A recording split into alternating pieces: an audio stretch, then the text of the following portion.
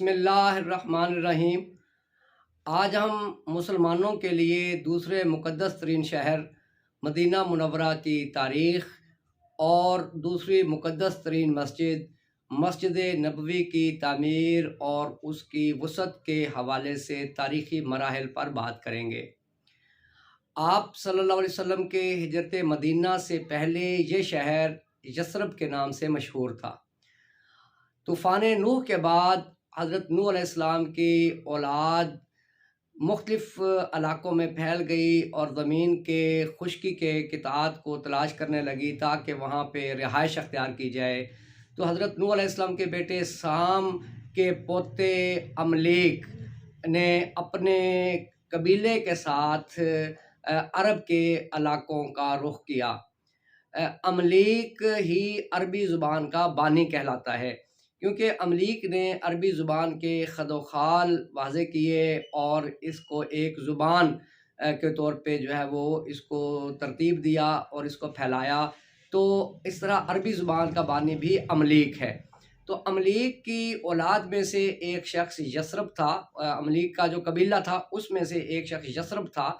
یثرب نے ان علاقوں میں آ کے کھجوروں کا ایک علاقہ دیکھا اور وہاں پہ آ کے ایک شہر کو آباد کیا جو کہ یثرب کے نام سے پورا علاقہ یثرب ہی مشہور ہو گیا۔ اس کے بعد یہودی اس علاقے میں آ کر آباد ہوئے۔ یہودیوں پر پہلے ایک دفعہ مشکل وقت تب آیا جب قبل مسیح میں بخت نصر نے یروشلم کو تباہ کیا، تو پھر ان کو یہودیوں کو اپنے ساتھ قیدی بنا کر لے گیا۔ بعد میں ان کو وہ رہائی ملی، لیکن 70 عیسوی میں ایک دفعہ پھر رومی جنرل ٹائٹس نے یروشلم کو تباہ کیا، تو یہ یہودی وہاں سے نکل کر پوری دنیا میں پھیل گئے۔ تو یہودیوں کے 3 قبیلے، بنو قریظہ، بنو قینقاع اور بنو نذیر، وہ بھی عرب آئے اور یثرب میں آ کر آباد ہو گئے۔ اسی طرح 3 صدی عیسوی میں سد معرب کی تباہی کے بعد یمن سے اوس اور خزرج کے قبیلے بھی آ کر یہاں پر آباد ہو گئے۔ تو اس طرح یثرب میں یہودی بھی اور اوس و خزرج بھی رہنے لگے، اور یثرب کی جو اپنی اولاد تھی، یعنی املیک کی اولاد جو قبیلے کے لوگ تھے، وہ بھی یہاں پہ، ان کی نسلیں بھی یہاں پر ہی آ کے آباد ہوئی تھیں، تو وہ بھی یہاں پہ رہتے تھے۔ تو آپ صلی اللہ علیہ وسلم نے اعلان نبوت کے بعد 13 سال مکہ میں گزارے۔ مکہ میں آپ پر اور آپ کے صحابہ پر ظلم و ستم بہت زیادہ بڑھ گیا۔ تو ایک دفعہ آپ صلی اللہ علیہ وسلم نے ایک خواب دیکھا۔ حضرت ابو موسیٰ اشعری سے روایت ہے کہ آپ صلی اللہ علیہ وسلم نے ارشاد فرمایا کہ میں نے ایک خواب دیکھا کہ میں مکہ کو چھوڑ رہا ہوں اور ایک ایسے علاقے کی طرف ہجرت کر رہا ہوں جہاں کھجوروں کے بہت زیادہ باغات ہیں۔ تو آپ فرماتے ہیں کہ میں نے سمجھا کہ یہ جو علاقہ یمامہ کا ہے یا پھر یہ حجر کا علاقہ ہے، لیکن بعد میں پتہ چلا کہ یہ علاقہ تو یثرب کا ہے۔ تو اس طرح یثرب سے اوس اور خزرج کے کچھ لوگ آئے اور انہوں نے آپ صلی اللہ علیہ وسلم کے ہاتھ پر بیعت کی، بیعت عقبہ اولا، اور جیسے بیعت عقبہ ثانیہ کہا جاتا ہے۔ اس کے بعد انہوں نے یثرب کے لوگوں نے آپ صلی اللہ علیہ وسلم کو اپنے ہاں آنے کی دعوت دی۔ تو اس طرح آپ صلی اللہ علیہ وسلم مکہ کو چھوڑ کے یثرب کی طرف ہجرت فرما گئے، اور مکہ میں سے جب آپ مدینہ پہنچے تو یثرب پہنچے، تو یہاں پہ جا کے آپ کے جانے سے یہ شہر وہ مدینہ الرسول یا مدینہ النبی کے نام سے مشہور ہو گیا، اور یثرب کا جو مشہور علاقہ تھا وہ آہستہ آہستہ وہ ختم ہو گیا، وہ لفظ ختم ہو گیا، اور یہ پورا علاقہ مدینہ الرسول کہلانے لگا۔ علامہ یاقوت حموی جو بڑے مورخ ہیں، ان کی مشہور کتاب معجم البلدان میں وہ اس شہر کے 29 نام وہ تحریر کرتے ہیں، اور ان 29 ناموں میں سے ایک معروف نام طابہ بھی ہے، جو کہ حدیث مبارکہ کی روشنی میں آپ صلی اللہ علیہ وسلم نے فرمایا کہ اس شہر کا نام طابہ ہے، اور یہ نام، اس شہر کا نام طابہ اللہ تعالیٰ نے رکھا ہے۔ تو اس طرح مدینہ شریف کے بہت سارے نام ہیں، لیکن سب سے معروف نام مدینہ الرسول یا مدینہ النبی ہے، جو بعد میں مدینہ منورہ کے نام سے بھی جو ہے وہ مشہور ہوا۔ آپ صلی اللہ علیہ وسلم نے مدینہ کے حق میں دعا فرمائی اور کہا کہ اے اللہ، حضرت ابراہیم علیہ السلام نے مکہ کو حرم قرار دیا تھا، تو میں اس شہر کو، اپنے اس شہر کو، مدینہ کو حرم قرار دیتا ہوں، اور آپ صلی اللہ علیہ وسلم نے مکہ کی نسبت یہاں پہ دگنی برکت کی دعا فرمائی۔ حضرت سیدنا علی کرم اللہ وجہ الکریم سے روایت ہے کہ آپ صلی اللہ علیہ وسلم نے ارشاد فرمایا کہ جبل ایر سے لے کے جبل سور تک کا مدینے کا جو علاقہ ہے یہ حرم ہے، اور آپ نے فرمایا کہ جو یہاں پر فساد پھیلائے یا فساد کرنے والوں کو پناہ دے تو اس پر اللہ کی، فرشتوں کی اور تمام انسانوں کی لعنت ہے۔ یہاں پر میں ایک اور بات عرض کر دوں کہ ایک جبل سور جو ہے وہ مشہور جو جبل سور ہے وہ مکہ میں ہے، اور جب آپ صلی اللہ علیہ وسلم نے ہجرت فرمائی تو آپ صلی اللہ علیہ وسلم نے مکہ شہر سے نکل کر اسی غار میں جو ہے وہ 3 دن تک آپ حضرت ابوبکر صدیق کے ساتھ ٹھہرے تھے۔ لیکن ایک جبل سور جو ہے وہ مدینہ شریف میں بھی ہے، جس کے بارے میں حضرت علی سے جو روایت ہے ابھی میں نے بیان کی کہ آپ صلی اللہ علیہ وسلم نے ارشاد فرمایا کہ جبل ایر سے لے کے جبل سور تک کا علاقہ، مدینہ کا علاقہ جو ہے وہ حرم ہے۔ تو اس طرح اس شہر کی جو ہے وہ اہمیت بہت زیادہ ہے۔ آپ صلی اللہ علیہ وسلم نے اس کے لیے دگنی برکت کی دعا فرمائی۔ یہاں پر آپ نے قیام جب پہلے قباء میں کیا تھا تو قباء میں ایک مسجد کی بنیاد رکھی تھی، تو یہاں پر بھی آ کے آپ صلی اللہ علیہ وسلم نے اس شہر میں بھی ایک اللہ کے گھر کی تعمیر کا ارادہ فرمایا۔ تو یہاں پہ ایک زمین کا انتخاب کیا گیا جو کہ سہل اور سہیل 2 بچوں کی ملکیت تھی۔ آپ صلی اللہ علیہ وسلم نے اس شہر، اس جگہ کی اہمیت کے پیش نظر یہ زمین جو ہے وہ ان دونوں بچوں سے خرید لی، اور حضرت ابوبکر صدیق نے اس کی جو ہے وہ ادا فرمائی رقم۔ آپ صلی اللہ علیہ وسلم نے خود اس کی مسجد کی تعمیر میں حصہ لیا۔ انہی دنوں حضرموت سے ایک آدمی طلق بن علی یہاں پر آیا مدینہ میں۔ اس شخص کے بارے میں مشہور تھا کہ وہ مختلف عمارات بنوانے کے حوالے سے بڑا ماہر تھا، اور گارا بنانے کا بڑا ماہر تھا۔ گارے، مٹی سے گارا بنانا جو ہے وہ اس کے فن میں وہ ماہر تھا۔ تو آپ صلی اللہ علیہ وسلم نے اس کے کام کو دیکھا تو بہت خوش ہوئے، اور صحابہ سے کہا کہ اس کو اسی کام پہ لگایا جائے۔ تو طلق بن علی جو تھا وہ گارا بنایا کرتا تھا، اور باقی صحابہ جو ہے وہ مل کے آپ صلی اللہ علیہ وسلم نے بھی اس میں حصہ لیا، اور ایک مسجد کی تعمیر فرمائی۔ کچی اینٹوں سے بنائی گئی تھی۔ کھجور کے تنے جو تھے وہ ستون کے طور پر استعمال کیے گئے، اور کھجور کے پتے جو تھے وہ چھت کے اوپر ڈالے گئے۔ غزوہ خیبر کے بعد آپ صلی اللہ علیہ وسلم نے پہلی دفعہ اس مسجد کی توسیع فرمائی، یعنی پہلی توسیع آپ صلی اللہ علیہ وسلم نے خود فرمائی، اور 30 ہاتھ لمبائی اور 40 ہاتھ چوڑائی جو ہے وہ اس کی وسعت دے دی گئی۔ تو اس طرح آپ کے بعد حضرت عمر فاروق رضی اللہ تعالیٰ عنہ نے جو ہے وہ اس کی مسجد کی دوسری توسیع فرمائی، یعنی دوسری دفعہ توسیع حضرت عمر نے کی، اور حضرت عمر نے جو کھجوروں کے تنے ستون کے طور پر استعمال کیے گئے تھے وہ ختم کر کے لکڑی کے ستون جو ہے وہ مسجد میں جو ہے وہ لگوا دیے، اور مسجد کو وسعت دی۔ حضرت عثمان غنی رضی اللہ تعالیٰ عنہ کے زمانہ میں بہت زیادہ مسلمانوں کی آبادی ہو گئی مدینہ میں، تو آپ حضرت عثمان سے لوگوں نے آ کے عرض کی کہ جمعہ کے دن لوگ مختلف دور دراز کی بستیوں سے آتے ہیں یہاں پہ جمعہ پڑھنے کے لیے، تو انہیں گلیوں میں نماز پڑھنا پڑتی ہے، تو آپ اس مسجد کو وسعت دے دیں۔ تو حضرت عثمان غنی نے مجلس مشاورت طلب کی، اور مشورہ کرنے کے بعد اس مسجد کی وسعت کے حوالے سے ایک منصوبہ طے کیا۔ حضرت عثمان نے جو ہے وہ خود اس میں حصہ لیا، اور آپ مسجد کے اندر ہی رہتے تھے، اور پوری نگرانی میں آپ نے مسجد تعمیر کروائی۔ 10 مہینے تک 29 ہجری میں یہ کام شروع ہوا تعمیر کا، اور 10 مہینے تک اس کی جو ہے وہ وسعت کا جو مرحلہ تھا وہ طے ہوا، 10 مہینے میں طے ہوا۔ اس کے بعد بنو امیہ کا جب زمانہ آیا تو عبد الملک بن مروان کا بیٹا ولید بن عبد الملک جب خلیفہ بنا تو اس کے دور میں حضرت عمر بن عبدالعزیز مدینے کے گورنر تھے۔ حضرت عمر بن عبدالعزیز نے ولید بن عبد الملک کے حکم پر مسجد نبوی کی توسیع کا کام ایک بار پھر شروع کیا اور بہت زیادہ وسعت دی، اور خاص بات یہ کہ پہلی دفعہ مسجد نبوی کے مینار بنائے گئے۔ اس سے پہلے اس مسجد میں مینار نہیں تھے۔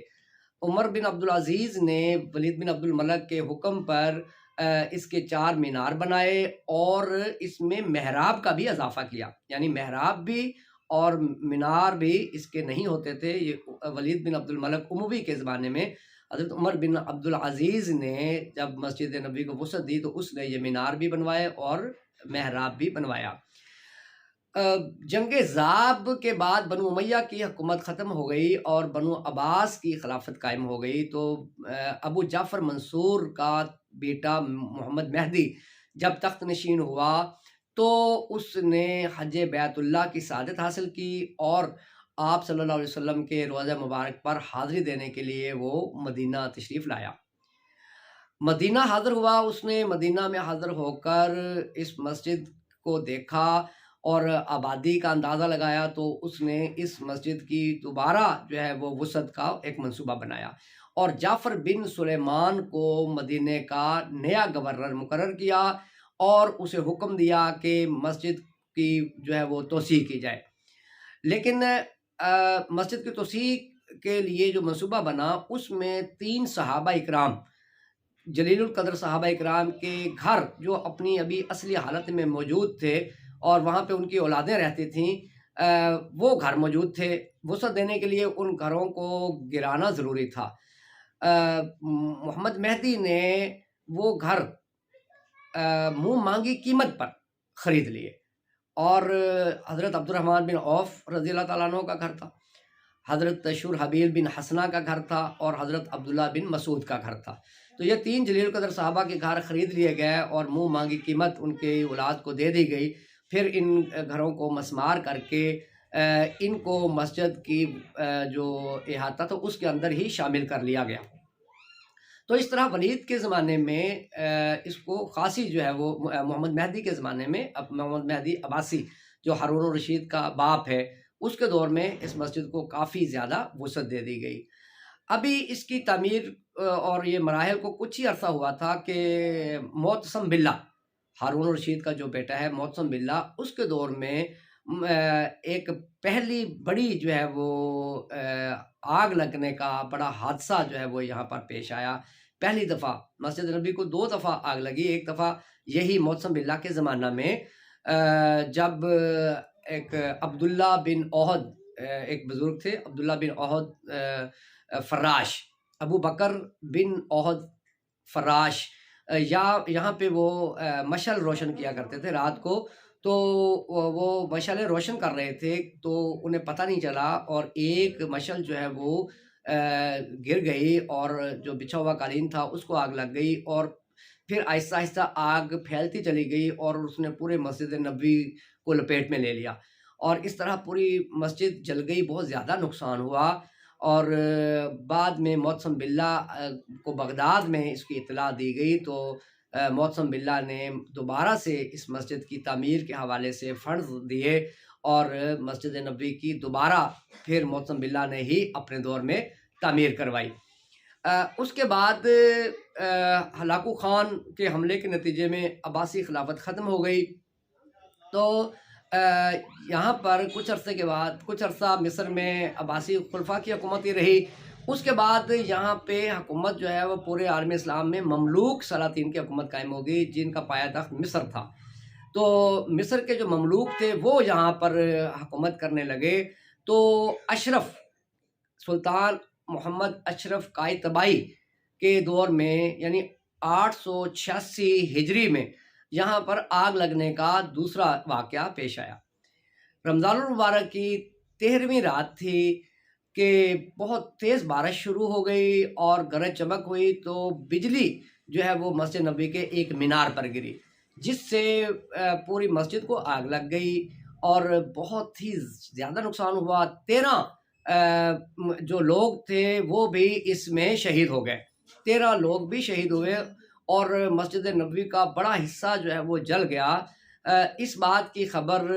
سلطان اشرف قائتبائی کو مصر میں ملی تو وہ انتہائی رنجیدہ ہوا اور رونے لگا، اور اس نے اپنے خزانے میں سے بہت زیادہ خطیر رقم اور بہت سارے ماہرین پورے مصر سے اکٹھے کر کے جو ہے وہ مدینہ شریف بھیجے اور حکم دیا کہ وہاں پہ جو ہے وہ دوبارہ سے تعمیر کی جائے، اور انتہائی پختہ تعمیر تھی یہ۔ حکم دیا گیا کہ ستونوں کے اندر جو ہے وہ لوہا اور سیسہ پگھلا کے ڈالا جائے، اور ہر طرح کا خوبصورت پتھر جو ہے وہ استعمال کیا جائے۔ تو سلطان محمد اشرف قائتبائی نے بڑی شوق اور بڑی محبت کے ساتھ یہاں پہ جو تعمیر کروائی۔ یہ تعمیر اتنی اچھی تھی کہ بہت عرصہ تک مسجد نبوی میں مزید جو ہے وہ یعنی مرمت کی ضرورت پیش نہیں آئی، اور وسعت بھی بہت زیادہ تھی۔ خلیفہ عبد المجید اول عثمانی کے زمانہ میں جو مدینہ شریف کا امام تھا، اس امام داؤد، اس کی درخواست پر جو ہے وہ سلطان عبد المجید نے ایک بار پھر مسجد نبوی کو توسیع دینے کا فیصلہ کیا، اور اس نے جو ہے وہ اپنے حلیم افندی، جو اس کا بڑا ماہر انجینئر تھا اور بڑا اس کا وفادار تھا، اس کو بڑی رقم دے کر جو ہے وہ مسجد نبوی کی توسیع پر مامور کیا۔ حلیم افندی نے اپنی نگرانی میں ایک بار پھر مسجد نبوی کو بہت زیادہ جو ہے وہ اس نے توسیع دے دی، اور اس کے بعد یہ تقریباً 1850 کا زمانہ تھا جب یہ مسجد نبوی کو دوبارہ ایک بار پھر عثمانی خلیفہ عبد المجید عثمانی نے جو ہے وہ اس کو وسعت دی۔ اس کے بعد جب سعودی عرب کی حکومت قائم ہوئی اور آل سعود کی حکومت قائم ہوئی، تو سلطان عبد العزیز آل سعود نے مسجد نبوی کو ایک بار پھر توسیع دینے کا فیصلہ کیا۔ 1952 میں ایک بہت بڑا پروجیکٹ شروع ہوا اور مسجد نبوی کو بڑی توسیع دی گئی، اور سعود بن عبد العزیز نے جو ہے وہ اس کا ایک بار پھر افتتاح کیا۔ یہ جو ایک بہت بڑا کمپلیکس بنایا گیا اور بہت زیادہ جو وسعت دی گئی، اس پوری تعمیر کو مکمل ہونے کے بعد سعود بن عبد العزیز نے اس کا افتتاح کیا۔ ایک بار پھر 1985 میں توسیع کا ایک دوسرا بڑا مرحلہ شروع ہوا جب فہد بن عبد العزیز حکومت کر رہا تھا، تو 10 سال تک یہ تعمیر ہوتی رہی، اور اس میں مسجد نبوی کو بہت زیادہ وسعت دی گئی، اور ایسے پتھر کا استعمال کیا گیا جو سورج کی حدت سے گرم نہیں ہوتا تھا، اور اسی طرح جو ہے وہ انتہائی خوبصورت جو ہے وہ چھتریاں لگائی گئیں، اور ہر لحاظ سے انتہائی خوبصورت تعمیر ہے۔ یہ مسجد نبوی کی تعمیر کے جتنے بھی مراحل پہلے تھے، ان میں سے سب سے بڑا یہ مرحلہ تھا تعمیر کے حوالے سے، اور اس میں تقریباً جتنی بھی اگر صحن کو بھی استعمال کیا جائے، مسجد کے اندر کے علاقے کو بھی استعمال کیا جائے، تو تقریباً 7 لاکھ کے قریب جو ہے وہ یہاں پہ نماز پڑھنے کی نمازیوں کی گنجائش موجود ہے۔ تو آج کی گفتگو میں ہم نے مدینہ منورہ کی جو کا پس منظر تھا، تاریخی پس منظر، اس پر بات کی کہ یہ علاقہ جو ہے وہ یثرب نام کے ایک شخص نے آباد کیا تھا، جو سام کے پوتے عملیق کی قوم میں سے تھا۔ یہ شخص اس نے جو ہے یہ اپنے نام پہ تعمیر کیا، اور اس کا نام جو ہے وہ یثرب رکھا گیا، اور آپ صلی اللہ علیہ وسلم کے تشریف لانے سے یہ مدینہ الرسول ہو گیا، مدینہ النبی بھی اسے کہا گیا، اور لیکن بعد میں مدینہ منورہ کے نام سے زیادہ مشہور ہوا۔ یہاں پہ آپ صلی اللہ علیہ وسلم نے مسجد تعمیر کروائی اپنے ہاتھوں سے، اور اس کی بعد میں مختلف ادوار میں اس کی وسعت کے مراحل طے ہوتے رہے۔ تو آج کی گفتگو علمی حوالے سے اگر آپ کو پسند آئی ہے تو ہمارے چینل کو سبسکرائب کریں، لائک کریں اور کومنٹس دیجیے۔ بہت شکریہ۔